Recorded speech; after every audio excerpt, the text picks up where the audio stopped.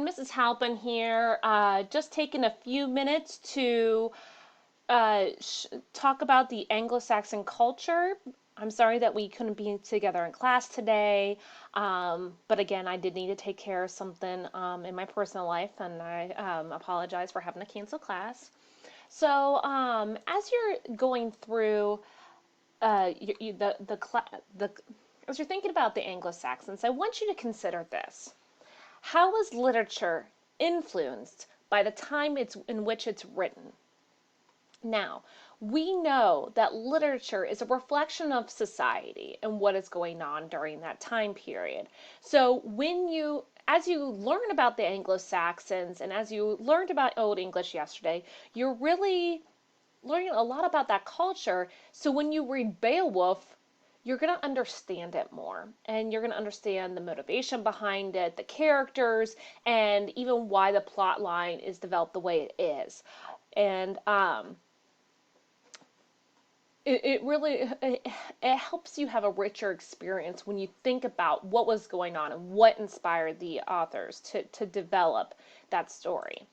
So your agenda for today is to I'm gonna briefly introduce the Anglo-Saxon culture, and we were gonna go into breakout rooms, but I'll tell you what to do when you get to that point, and then I'll have some reflective questions for you. Now, I want you to stop and think for a second. What do you know about the Anglo-Saxons? If you probably thought in your head, well, really not all that much, or I think there were Vikings, that's probably about right for most people before they start covering this. So I have this super duper helpful definition here. So the Anglo-Saxon is a term used to historically describe any member of the Germanic peoples who, from the 5th century CE to the time of the Norman conquest, inhabited and ruled territories that are today part of England and Wales. Okay? So there is your official definition of the Anglo-Saxons. um, so,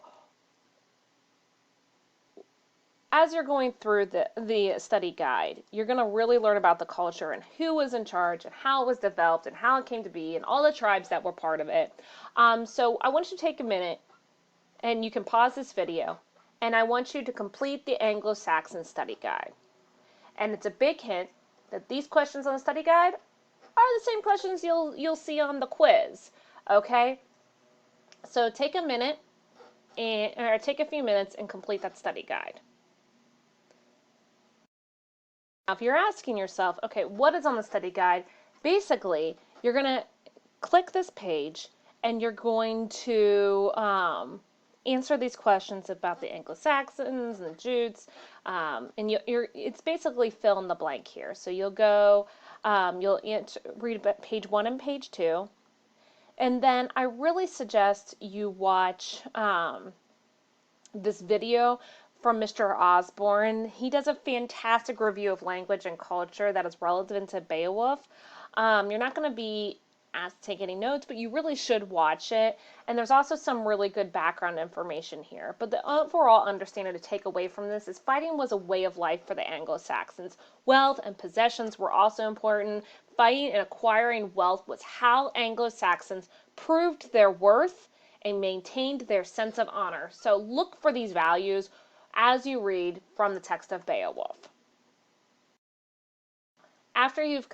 Assuming now that you've completed the study guide, I want you to ask yourself, what is the one big takeaway that you have from that?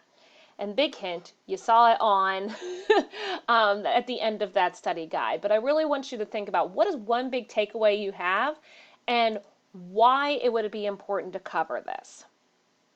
Okay? If you have any questions at all, I am here. I can answer your questions by email, or you can text me. I am more than happy to help you out in any way possible, especially if you're struggling with like understanding the texts. Okay. For the rest of today, your job is to complete the study guide notes and to complete the Anglo-Saxon quiz. Again, if you have any questions, don't hesitate to reach out. Thank you so much. Bye.